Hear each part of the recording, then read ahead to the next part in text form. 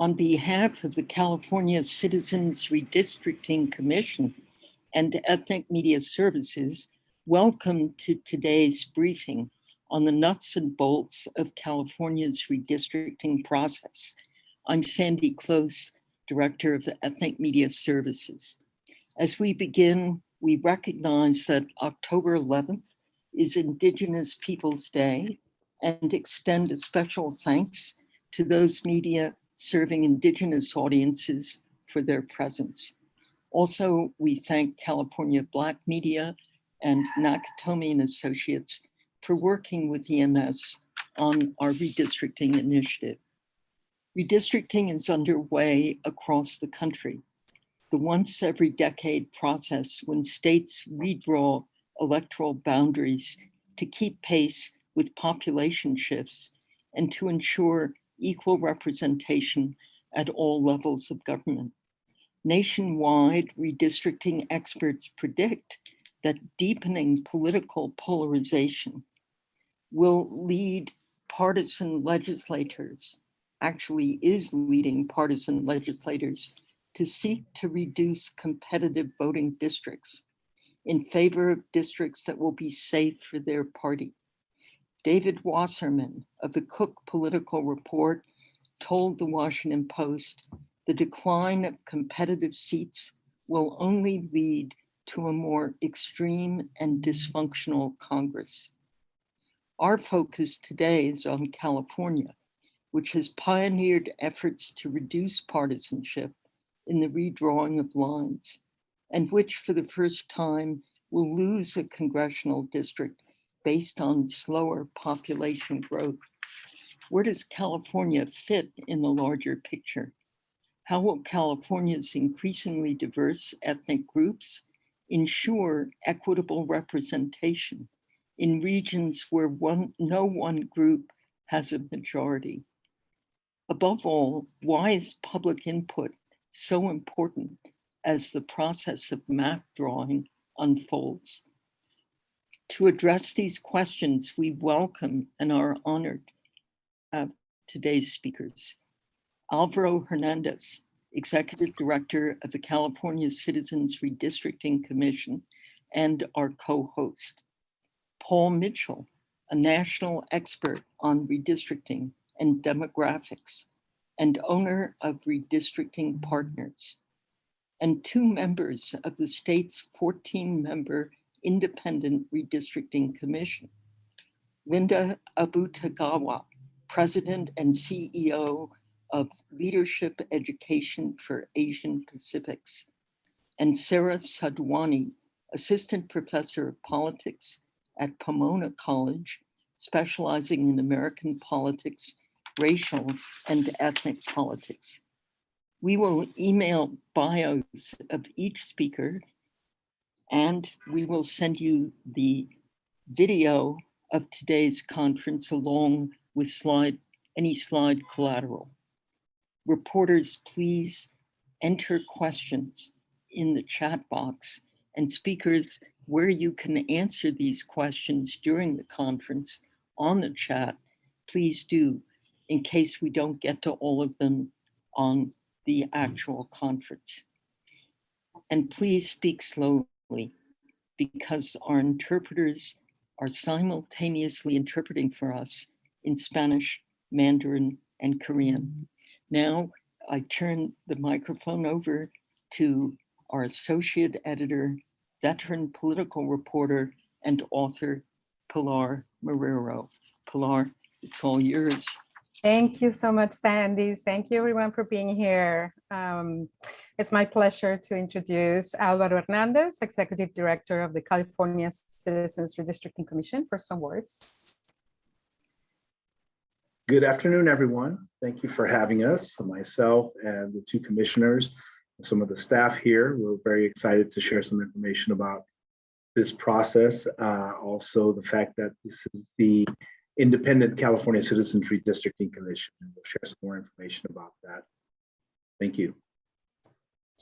Thank you, Mr. Hernandez. Okay, now, so let's go into it. And no one better to explain this issue to us than Paul Mitchell, owner of Redistricting Partners and Vice President of Political Data. He's a national expert in redistricting and will talk to us about the issue in general and answer any questions you may have. Paul, the stage is yours.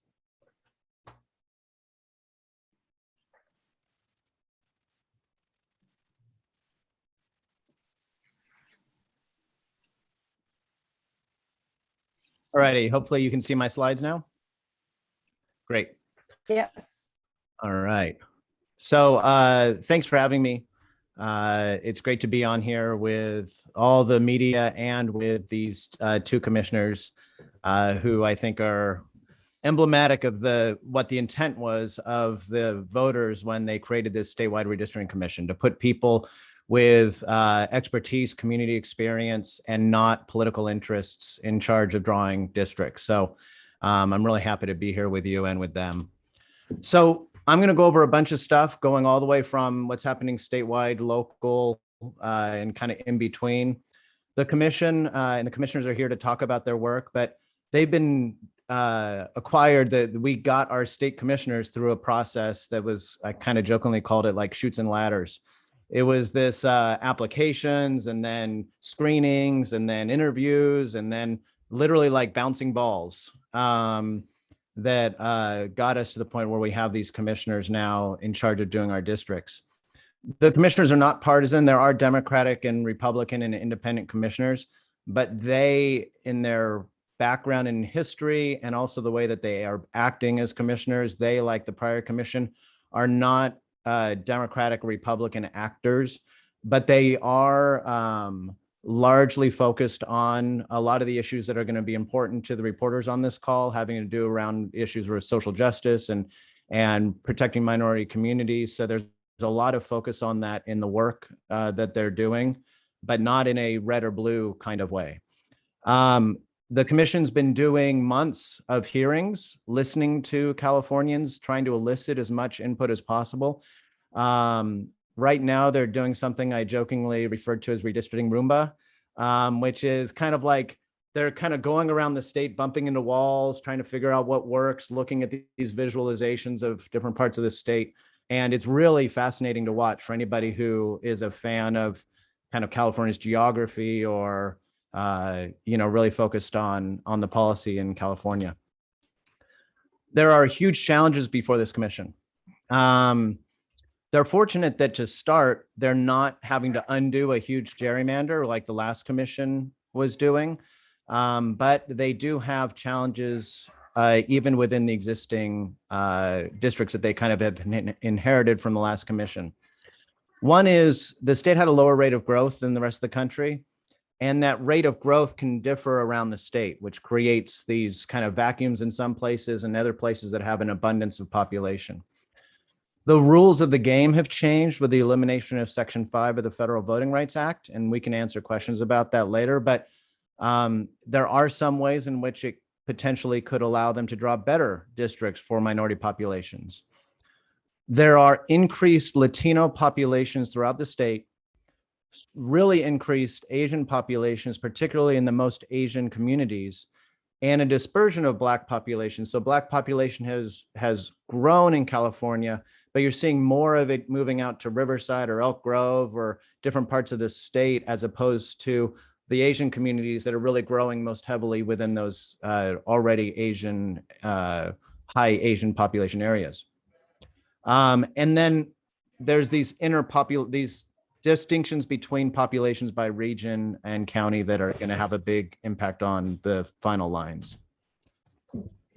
Nationally, it's a different picture than California, very different. Nationally, the partisans still have a lot of the advantages in the redistricting process. They wield power, or they kind of fake wield power. Like we're consulting with Common Cause in New Mexico. They have a commission, but it's all politically appointed, and it seems like just made to put the power back in the hands of the legislature. It's kind of made to fail. The commission process should impact the line drawing around the country, but to varying degrees. There are a number of battleground states, one in which I'm the demographer for the state of New York, that will be determinative of the control of political power in the nation's capital. And that makes it even harder in some cases for these commissions to be successful when those stakes are so high in some states. Paul, if you can do it a little slower for our interpreter, thank you. Oh, sorry, yeah. Okay, but a little bit slower. Okay. So there's a big likelihood of a lot of lawsuits that are going to come out of this redistricting cycle. I'm sure there will be lawsuits in California, but there's going to be a lot more in other states. We also have local redistricting in California. Something called the Fair Maps Act took a lot of the elements of the statewide redistricting rules and moved them down to local government. Primarily, the Fair Maps Act creates more transparency, but it also changes the rules somewhat. It, for example, makes it unlawful for a local government to draw districts based on partisan outcomes or political parties.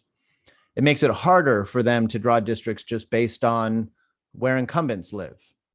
And in addition to that, we still have also many agencies that are converting from at-large elections to by-district elections using the California Voting Rights Act. Our firm is conducting redistricting in over 70 local governments in the state. The largest are cities with the commissions: Long Beach, Los Angeles, Oakland, Berkeley, San Jose, Santa Clara County, San Joaquin County. There's I'm not going to name all 70. I couldn't name all 70, I don't think. The commission process is changing our redistricting around the state in really positive ways. There are a handful of truly independent redistricting commissions in Santa Barbara, Los Angeles, San Diego County. And those are the ones that I think have the most potential, gains for the public. The commissions are going to be more receptive to the public input, but just because we've changed these laws doesn't mean that we've kind of eliminated some of the gerrymandering that we might see in local redistricting. Minority voting rights is a key concern in the redistricting process. If you watch the commission hearings, you'll hear them talking about the Voting Rights Act a lot. The Federal Voting Rights Act allows for the commission to use race as more of a factor in drawing lines when they can achieve districts that are more than 50% of a protected class. There are a number of tests that are required, like just because you can draw some crazy district that, hops and jumps everywhere and get it exactly to 50% of some ethnicity doesn't mean that it would be required. They have to be districts that are compact and contiguous and make sense. It also doesn't necessarily apply to all instances where you can get 50%. Like you might be able to draw a 50% district in a local redistricting where you're pairing together two Asian communities that aren't cohesive. Like they are all under the same category of Asian based on the census, but they vote differently. And so they might not be considered a majority minority district or a Voting Rights Act district. In other places, and this becomes more subtle, you need to be able to draw districts to protect minority voting rights where there are not those Voting Rights Act protections. So in those cases, you need to identify communities by other characteristics, by language, by culture, by amenities, by services they use. And there's a lot of that happening, throughout the state. And there's certain communities in California. I grew up in Glendale, so the Armenian community is a really huge one. They're cohesive. They vote very similarly, very, very polarized voting against them as well. And yet they're not going to be 50% of any district at the statewide level or at the county level in the LA County redistricting, or in the city level in the LA City redistricting. But they do have opportunities to be drawn in districts that allow them to maybe affect the outcome of some elections, or to have a big influence in elections. So there are other communities of interest as well. Communities of interest of renters and homeowners and people who live in hillsides, and the LGBTQ community, and environmentalists, and people who are in struggling schools, or any number of different kinds of communities of interest. And the idea in the state law is to draw them into districts where they can affect the outcome of an election, or they can have better representative or voting power. Now, I get a question a lot of, well, say the Armenian community is an example. Wouldn't it be great if every district had a lot of Armenians? I mean, rather than putting all the Armenians into one district, let's spread them out into 5 different districts. The reality is, though, that when you do that, you weaken their voting power, because if everybody has some Armenians, then nobody really uniquely cares about the Armenians. One of the worst gerrymanders I've seen is in the city of Pasadena. And the city of Pasadena has districts where conveniently, I think all but one of the council districts is drawn down to touch Colorado Boulevard. You might say, well, who cares about Colorado Boulevard? Well, essentially, the districts are drawn so every city council member can have Rose Parade seats. And it's a gerrymander where every district comes down or comes up in columns. They all meet the Rose Parade route, and every council member during the Rose Parade has a section that they can give out tickets to, and that's the gerrymander. In doing that, the demographer for the city of Pasadena said, well, the Armenians said they wanted to be in 3 districts. And the Latinos, where you could draw a majority minority district, they said they wanted to be in 2 districts. I mean, I wasn't there to call BS on that, but that's crazy. When we have communities that can be a part of one district and strengthen their voting representative power, we want to try to do that. And how do we define communities of interest? There's things that you'll hear about a shared community or shared characteristics, some kind of geographic footprint, because this is redistricting. So we're trying to take places and put them together. And then also a connection to the policies that are being redistricted. My favorite description that I didn't put in the slide presentation is somebody said that a community of interest are people who are getting screwed over by their government.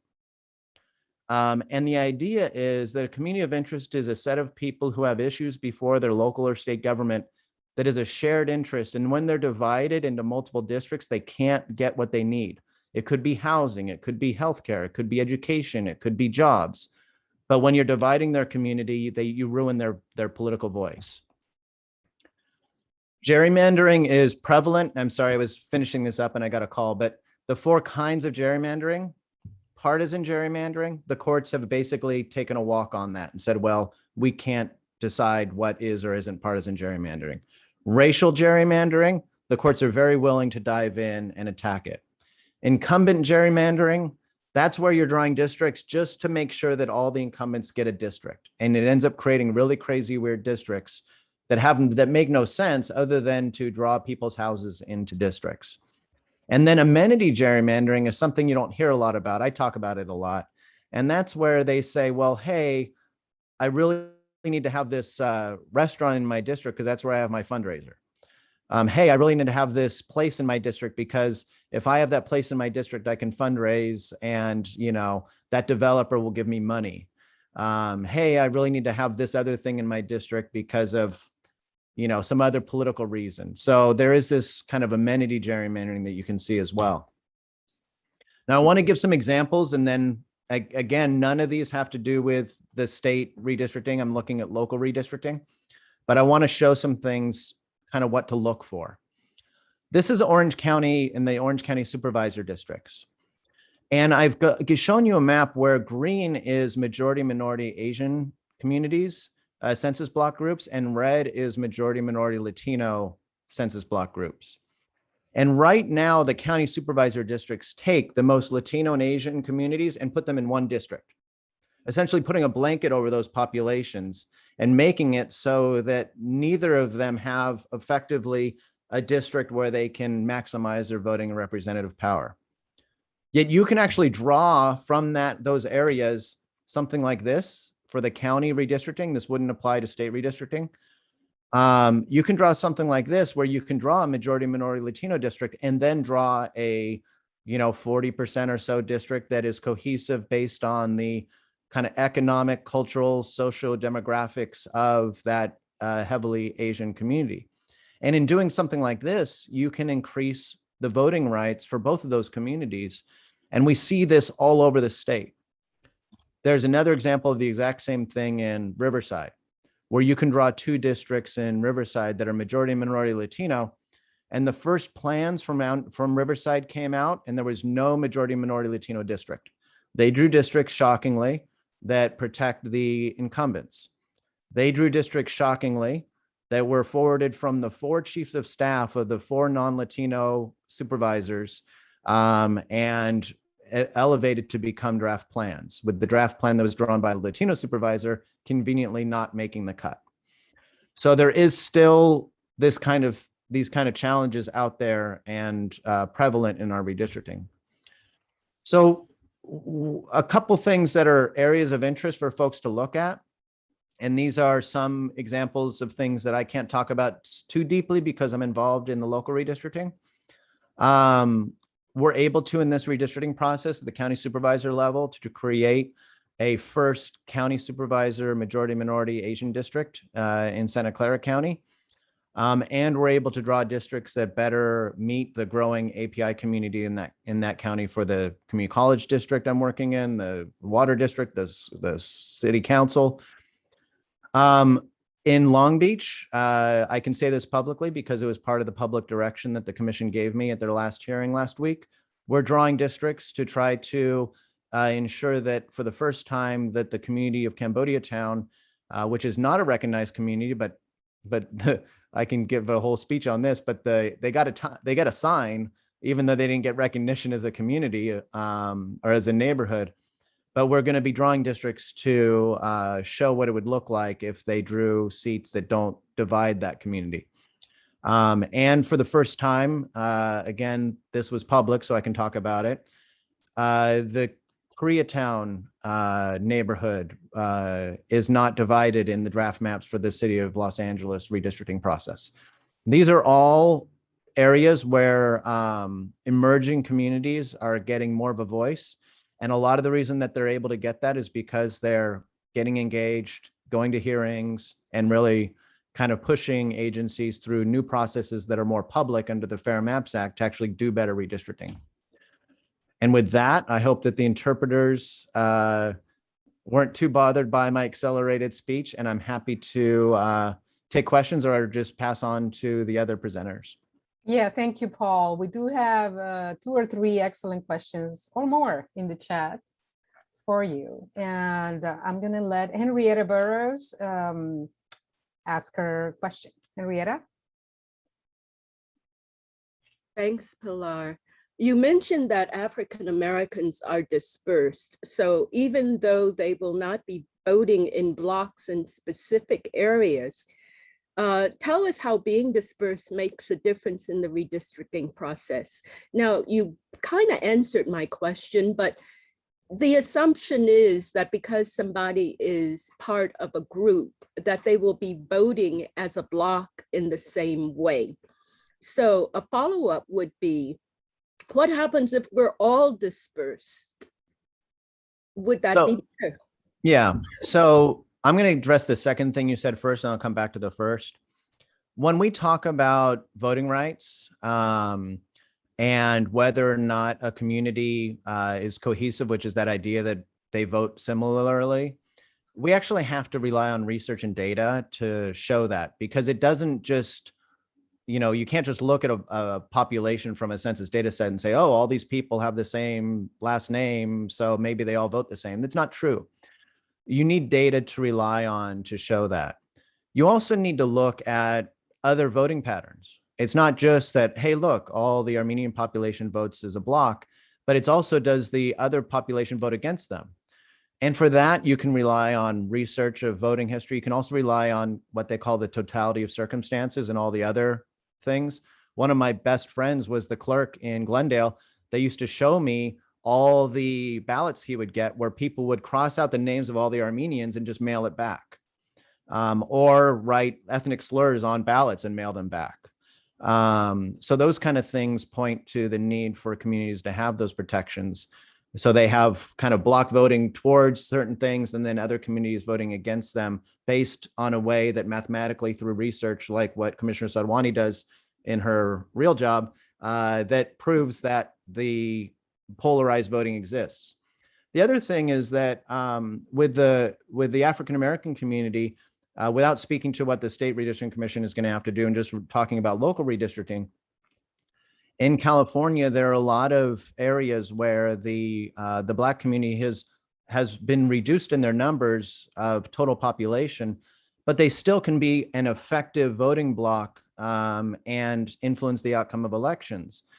And we talk about majority minority in the Voting Rights Act, but in the last couple of decades, we've started to see, particularly among the Black population, and particularly when they live among populations that are lower voter turnout, that you can have an effective district for the Black population at less than 50%. In Virginia, the courts threw out a 60% Black district, said it was packing, meaning that they were putting too many Black residents into one district.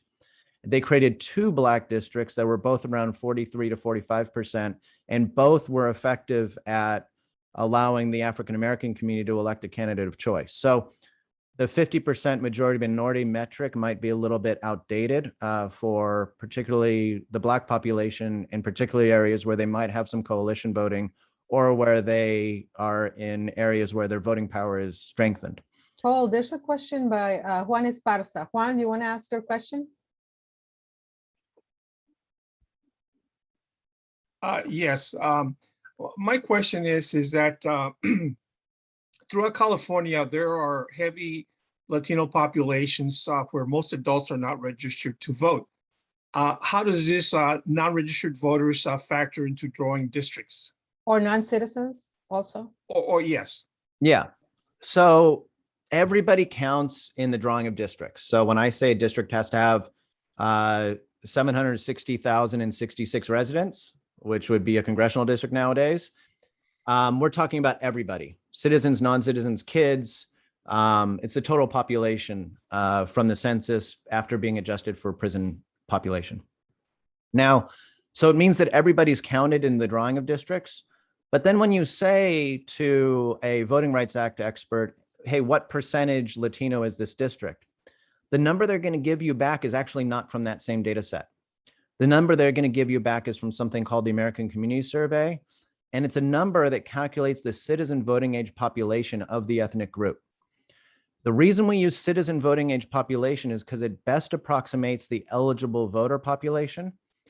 And it comes out of a history from the South where if you were, say, to just say, well, how many registered voters are there here? Then the government would just not allow them to register to vote, and that would take care of it. The eligible voter population, or the citizen voting age population, is the metric that's used in determining that ability, what's a majority minority district. There is this other issue, though, where that, let's say you were to draw in a part of, I'll say again, City Council, Los Angeles City Council has to draw a 50% Latino district. MALDEF might come to us and say, hey, Paul, we looked at this Latino population and they statewide, it's 85% registration rate, but among this Latino population, it's only 70% registration rate. And statewide turnout was 78%, but among this population, turnout was only 56%. So we actually believe that you need to have a higher number than 50%. You need to have 53 or 54 or 55% Latino in this district.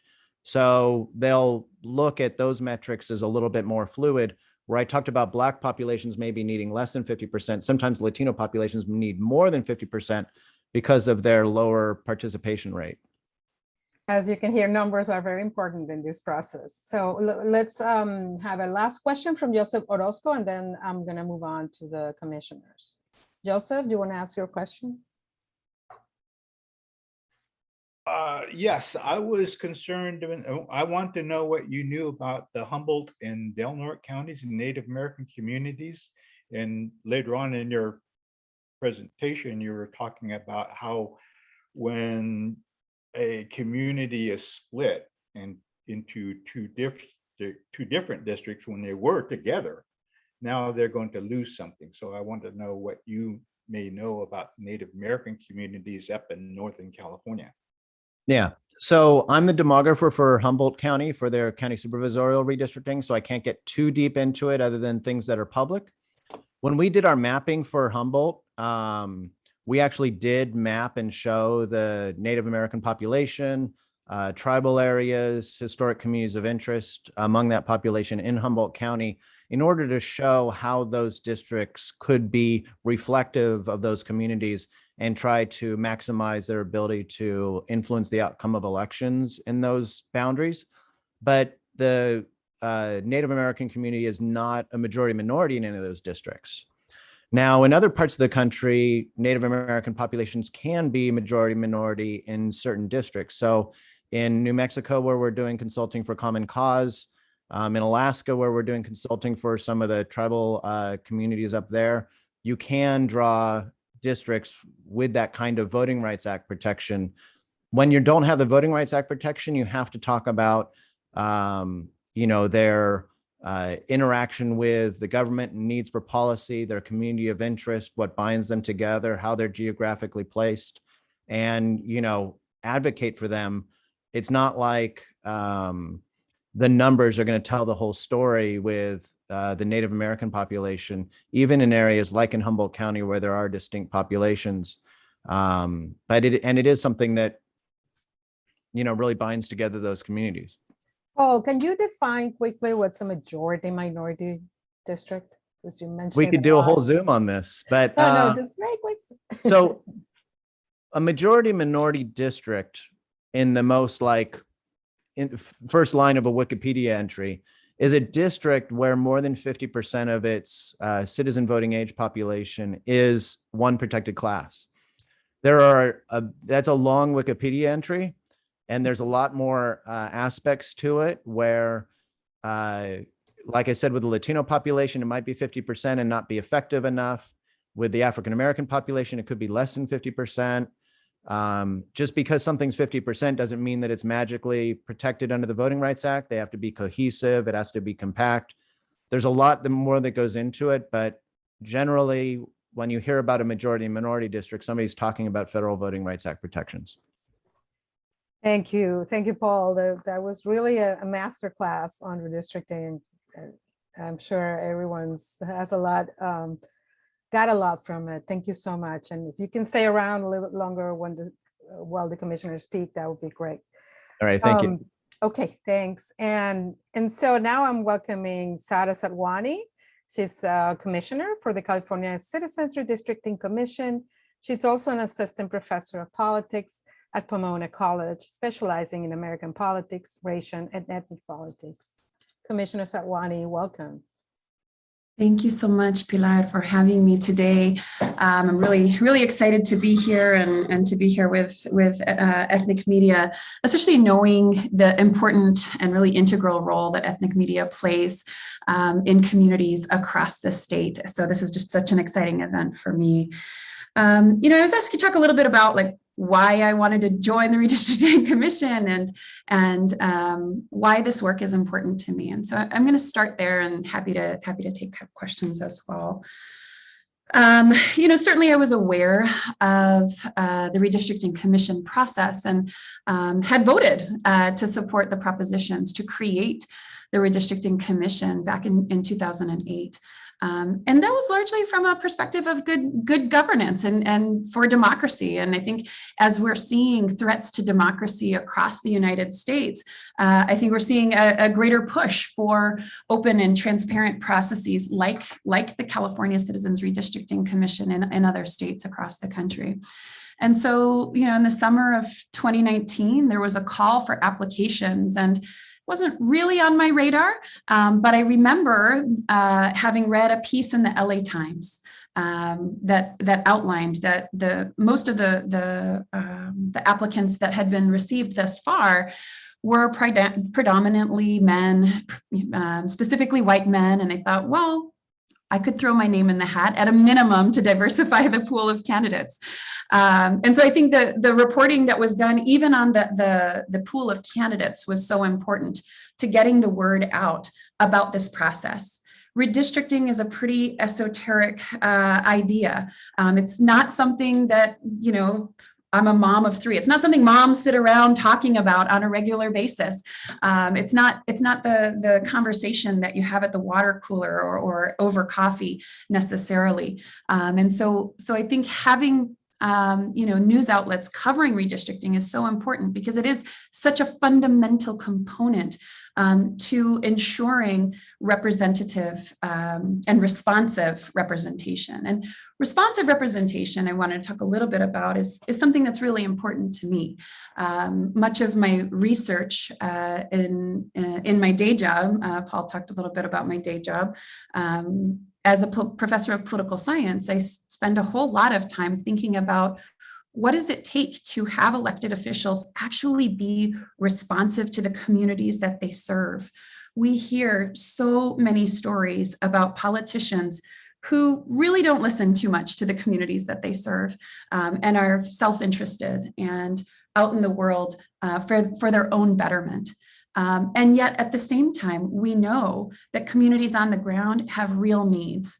And before my life in academia, I worked for many years in social justice organizations, working on immigration reform and other civil rights and social justice issues at organizations like CHIRLA, as well as what is now Asian Americans Advancing Justice.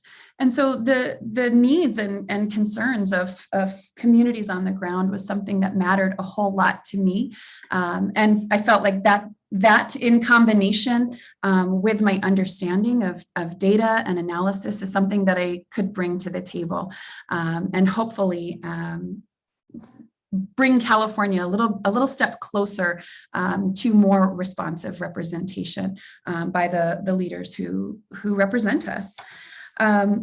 Certainly, just to speak a little bit about the process that we're undertaking, Paul talked a little bit about our redistricting Roomba. So, right now we are in the midst of a process of reviewing communities of interest testimony and comparing that to the population totals that we have. So all summer long, and I'm sure many of you were covering the redistricting efforts that we had, the communities of interest efforts that we had to solicit testimony from communities on the ground. And throughout the summer, we offered sessions in numerous different languages so that communities could call in and speak to us in their native tongue and that we could understand the needs that they saw on the ground. So right now we're in a process of thinking about what we're referring to as visualizations of what's possible for the state of California. Last week, we put out over 500 visualizations, and that was really taking that communities of interest testimony that we received over the summer and matching it with the newly released census data to get a better understanding of exactly how many people live in those areas that were identified by communities on the ground. This isn't meant to be districts themselves, but instead to hopefully inform future districts that we're going to draw. One of the key pieces and our first criteria in redrawing the lines for the state is equal population. Paul mentioned 760,066 individuals. That's our target number for a congressional district. We also have target numbers for Assembly and Senate and even Board of Equalization districts. And so we're really in a phase of assessing what is possible, to what extent can we be responsive to the communities of interest testimony that we've received, while at the same time upholding our obligations to historically excluded communities under the Voting Rights Act. So I'm going to leave it there and make sure that we have enough time also to hear from Linda, but happy to take questions and to hear more about the efforts of all of the reporters on the call. Thank you, Commissioner Sarwani. I'll ask a question. So you talked about the testimony that you have received so far from communities of interest. We read a recent story in the LA Times that said people would show up in the hearings and pretend they were just a regular Joe or Jane and say, oh, this is what I want to see in my community. And it turns out they would represent some lobby. So how do you keep some people with the resources to send lobbyists to speak in front of you? How you keep them from dominating the conversation, and how do you make sure that you listen? And what kind of balance do you have in those comments that you have so far? I guess those are two questions.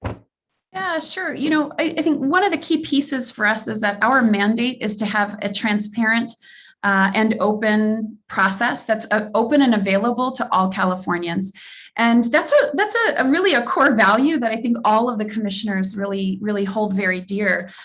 So for us, you know, we maintain that open process. We recognize that there are going to be people with multiple interests who might try to call in or to inform us of their interests. Certainly, we've received a lot of coordinated testimony where we'll have 10, 15, 20 people all calling in, saying essentially the same thing from a region. And so we recognize that that's going to happen. And yet at the same time, we don't want to create limitations to discourage people from calling in. And so at the commission level, we've had a lot of conversations about really making sure that we are listening to all the voices that are coming in, that even if it's one lone testimony from a region, perhaps it's from someone who doesn't speak English very well, that testimony carries just the same weight as, you know, the coordinated testimony that we're hearing over and over again. And so I think I would like to believe that the commissioners are very attuned to these processes that are occurring. Certainly, I know for myself, you know, we'll have callers call in, and I'm Googling them to try and find out who they really are, especially when they have very pointed testimony. But, you know, we try to take on this process with our eyes wide open, and want to maintain our commitment to having a really open process that any Californian can call into. We hope that people would just tell us the groups that they're representing, but we also recognize that they don't. And we also cannot, by law, require people even to share with us their name. So it's hard to put any additional guide rails on how we would receive such testimony. Thank you, Commissioner. Quickly before we go to Commissioner Akudagawa, there's a good question here from Juan Esparza, and I'm going to ask it in the interest of time. North of Los Angeles or Santa Barbara in California has never elected a Latina to Congress, despite huge Latino population numbers in the Bay Area and the Central Valley. Is this of concern to the Commission? Yes, you know, we've had a number of conversations about Latino representation in general at the commission level. And certainly when it comes to Latino representation and the ability for Latino communities to elect candidates of their choice, this falls under our obligations of the Voting Rights Act. And so we are conducting a full analysis across the state of areas where we would potentially need to draw districts to ensure that the Latino community or other protected communities would be able to elect candidates of their choice. So we're certainly still awaiting more of that analysis. We anticipate receiving more of it this week, so certainly stay tuned and come and check out the new visualizations that are going to be coming out this week. Thank you, Commissioner. And I'll just invite Commissioner Linda Akudagawa to speak. Welcome. All right, thank you very much. And I just want to acknowledge both Paul and Sarah. And I think they did, I'm very glad that you started with them, because I think they did a masterful job in terms of really speaking about just the work of redistricting. I'll just start by just saying a little bit about myself and why I applied and just kind of how I see my role on the commission. So one, I run a nonprofit organization in Los Angeles called LEAP, Leadership Education for Asian Pacifics. We're an organization, a national organization focused on growing, developing, and what I call uncapping talent within Asian and Pacific Islander communities. And so my intent in applying for the Redistricting Commission, to be honest, it was a very last minute. Well, it was one that when I saw an outreach come out from one of the organizations that I'm engaged with, and I really literally just sat on it for about a month before I decided I was going to actually apply. And even then I hemmed and hawed and put in my application. I think it was on the last day it was due, because I was thinking about it. One, should I do this? The time commitment, but also more importantly, do I have the real qualifications from it? So, from an ethnic media perspective, some of you may resonate with this. I think there's a lot of people who might have thought about it, but I think culturally we may think, who am I to think that I could actually serve on this commission? And so may have, stopped some others from perhaps applying. And one of the things that I would say from this experience is, I think this is an experience that any Californian should feel that they are more than capable, more than qualified to participate in. With that said, part of the reason why I applied, similar to Sarah, I think I had gotten word that perhaps there was less than a diverse pool of applicants. And given the work that I do in terms of, I've been doing this now, the work that I've been doing at LEAP for nearly 30 years now, I felt like this was a time and a place for me to essentially put my money where my mouth is, where I've been telling, community members across multiple sectors, we need more leaders who can come from our communities to step up and be part of a set of diverse leaders, who are speaking on, but also representing across communities, diverse voices and diverse perspectives. And I thought this was an opportunity that I thought, this is interesting. This isn't necessarily one that I'll confess I knew a lot of, but I thought this may be an opportunity for me to do something that would enable not only myself, but give our community, in this particular case, the Asian American community, a voice on the commission.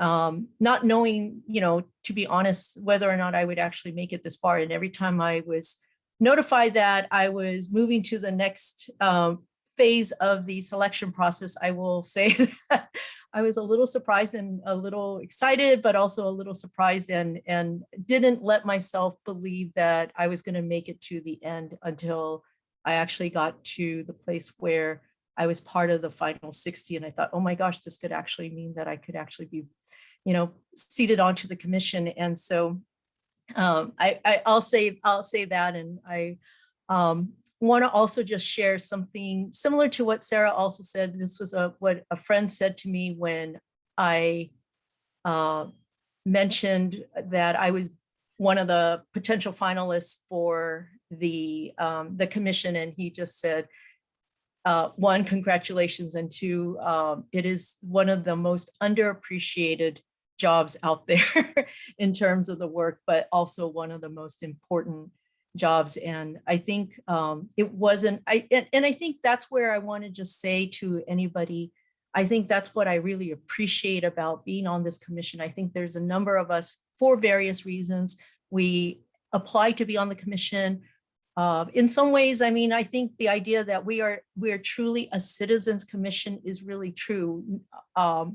The majority of us are not professional political, individuals. We may be involved in community. We care about community. We have, various kinds of involvement. And I think that's truly what we have brought to this commission. And, despite having worked with each other virtually for nearly probably 13, 14 months.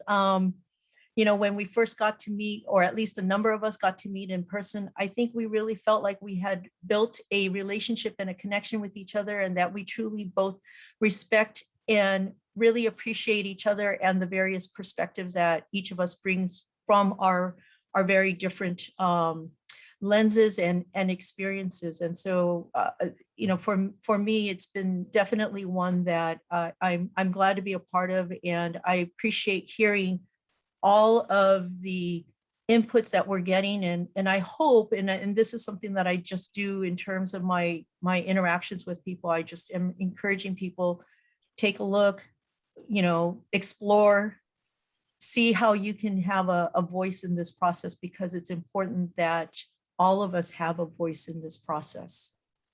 I'll stop here. Thank you, Commissioner. There's a number of questions in the chat. Let me see. Okay, that's a question from Sandy. She says, are we moving away from majority? And this is for the three of you, whoever wants to answer, okay? Are we moving away from majority minority to multi-minority districts? And what will that mean to reduce interethnic racial tensions? Will it improve them? Who wants to take that on? Maybe Paul? I'm afraid the commissioners might be a little shy of that question. So I'll dive in a little bit. So there are things called coalition districts where you might have multiple minority communities that vote cohesively in some elections. As an example, where I grew up in Glendale, I like coming back to this because I'm just so familiar with it, but like south of the 134 in Glendale, where you have a lot of renters down around the Glendale Galleria, historically, the Latino and Armenian communities can be more cohesive in their voting patterns in that part of Glendale. And so theoretically, you could say, well, you could have a coalition district there. But then when you actually look at races where there's an Armenian and a Latino on the ballot together, then it's like the racially polarized voting just pops out again. And so around California, I actually haven't seen any places where we've said, hey, there's this coalition district between like, Latinos and Asians or African Americans or others. They are pretty much single majority minority districts that I've seen around California. And it does run, there's a little bit of an uncomfortableness in talking about this. And honestly, particularly as a white guy talking about it, in that we're raised to say, well, we're a melting pot and, we should be a melting pot. But the challenge is that when you create a melting pot and there is this underlying racially polarized voting that just happens, we can't just undo it by like how we draw lines. It's happening. And so if you're drawing a district where that example I used earlier, the Vietnamese population and Latino population you throw a blanket over them in drawing districts, then you're basically denying either of them the opportunity to effectively have a voting power in districts in a different way that those districts can be constructed. And so rather than be aspirational with our redistricting, say it would be great if these communities could work together, I think we need to recognize that those decisions could infringe voting rights for certain communities inadvertently by good people thinking they're doing good things. Could create something where we have districts that, what ends up happening, you end up having communities that end up getting split and the candidates get elected aren't the candidates of choice for either of the communities. I might just add on to all of this. And I think Paul's absolutely right. And, from the perspective of the commission, we're looking at it, right? We're conducting our analysis and we are not done with that analysis yet. But I think in a more global way of looking at this, California is on the leading edge of these issues. California is a majority minority state with extraordinarily complex racial demographics and complex that in turn leads to complex political dynamics and complex elections. This is going to be an issue that more states will need to take on in the future.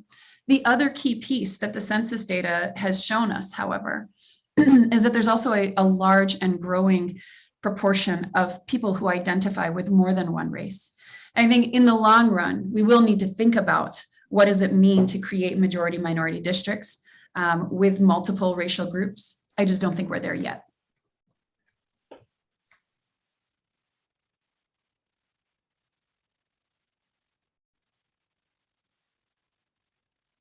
I'm sorry, I was muted. We just have a few minutes left and I'm just going through. I just wanted Linda, Commissioner Akudagawa, to comment on something similar than was asked before for the Latino community, but for example, in Orange County, you have a big Vietnamese community, a growing Latino community.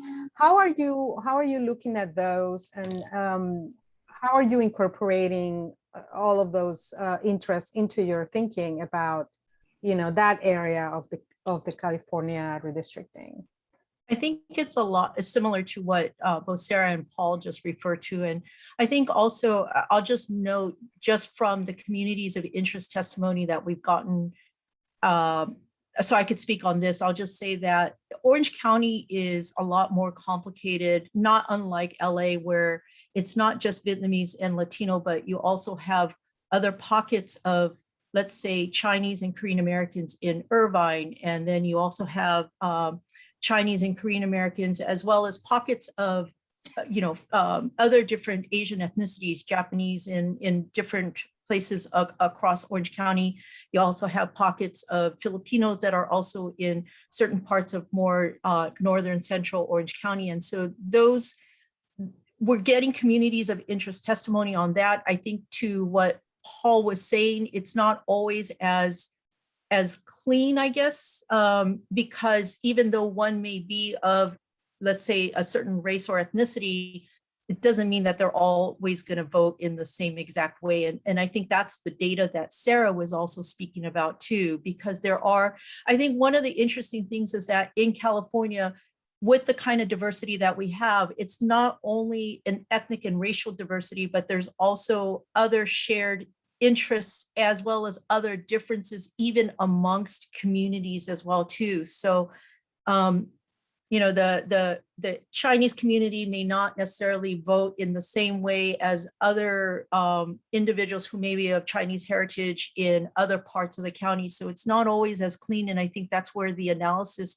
that we're waiting to see is going to be really important, because as was asked about the coalition districts, there could be districts that both Asian and Latino voters may be voting more similarly because of other interests. And so those are all things that we have yet to see and we're waiting to see. And that's part of the reason why the redistricting Roomba, Paul, I'm going to steal that term. I love it. That's where we're doing all of what we're doing right now, because we want to honor at least the visualizations. In the visualizations, the inputs that we've gotten from community members who said, this is my community, and we want to see, what is this number going to be? I think there's some perceptions that my community is going to be enough to form a congressional district or an assembly district. And that may not always come out to be the same. I think in other places, like, for example, Northern Orange County, like places like Brea and Fullerton, that area also borders LA County, and there's spillover in terms of some of the Asian communities between, let's say, Northern Orange County and that southeastern LA County area that includes places like Diamond Bar and Roland Heights and Hacienda Heights. And we've been getting a lot of input from those areas too. And sometimes they're not all the same. People have different perspectives. And those are all the visualizations that I think we're just trying to see what if, and then eventually we're going to start narrowing it down once we get more of the VRA and RPV, or racially polarized voting, and the Voting Rights Act data. And so I would just encourage anybody, just, follow us, keep listening to what we're saying, because when we know, you'll know. Okay, thank you so much. To close, I'm just going to ask everyone to comment on, how does public testimony, how the voices of people who come in front of you and send their testimony or their opinions, how does it affect your thinking? And in the case of Paul, does it affect the work that you do when do you take that into account at all? I mean, you're the demographer of certain redistrictings. So since you come to me first, I'll throw in that I'm unique in that I do redistricting as the demographer for agencies. So Long Beach, LA, state of New York, we just put out our first draft lines for the state. And so I'm in the rooms with the commissioners. And in some instances, it's not all public redistricting like we see for the state of California. Sometimes it's commissioners like on smaller groups. And they definitely hear the public. They definitely are trying to take the things that they get from public input and piece those together to kind of figure out the, what districts should look like. And they sometimes do have a critical lens for, like, the army of people coming over with cut and paste testimony, that kind of stuff. And they have a critical lens for people who are trying to manipulate the process. Now, to be fair, on the other side of my work, I do work for organizations that are trying to affect the outcomes of the redistricting process. So, but in all of our work, you've seen these articles about the people sending in fake testimony. That has been nothing that has been coming out of any of our clients. All of our client work that's been trying to influence the redistricting process in the state of California and local jurisdictions has been groups like Equality California or CLCV or other groups that are speaking directly to the commission with their, with a focus on what their communities of interest are, and, doing it all in their own names. And so I think that makes their input much more powerful than just like, the person who walks the dog of the congressman calling in and submitting testimony, Mhm. Thank you, Paul. The commissioners want to add something? Sure. I mean, I would just say community testimony is essential to our process. It is a part of our mandate to go out and solicit community input. We have numerous formats in which people can submit information to us. I think Marcy has in the chat put a couple of ways in which folks can do that. We have a mapping tools where people can draw out their communities, as well as a mapping tool where people can provide examples of the districts that they might like us to see. We even have a live feed where in our meetings you can write to us and we can see a scrolling live feed of input that we're receiving. We spent probably hundreds of hours this summer listening to people call in to provide their communities of interest testimony. So we take public testimony very, very seriously. Of course, we have our eyes wide open and are using that critical lens to ensure that all voices are heard. But it's absolutely essential to our process. Thank you. Yeah, and I'll just say, one, I think it's important that people understand, and Sarah touched on this, but I just want to just emphasize this, whether you call in or whether you write in, via email or use the tool or any of those things, all of that is equal and important. It's not just calling in that you're going to get our attention. I think the written testimony is equally as important, and we do want to hear it. I think hearing from the communities, and this is something that I always say, what's important is that as the 14 commissioners, we represent Californians, and we're going to come with our knowledge, perhaps of our particular areas or the areas in which we're each been assigned to make sure that we make sure it doesn't get forgotten.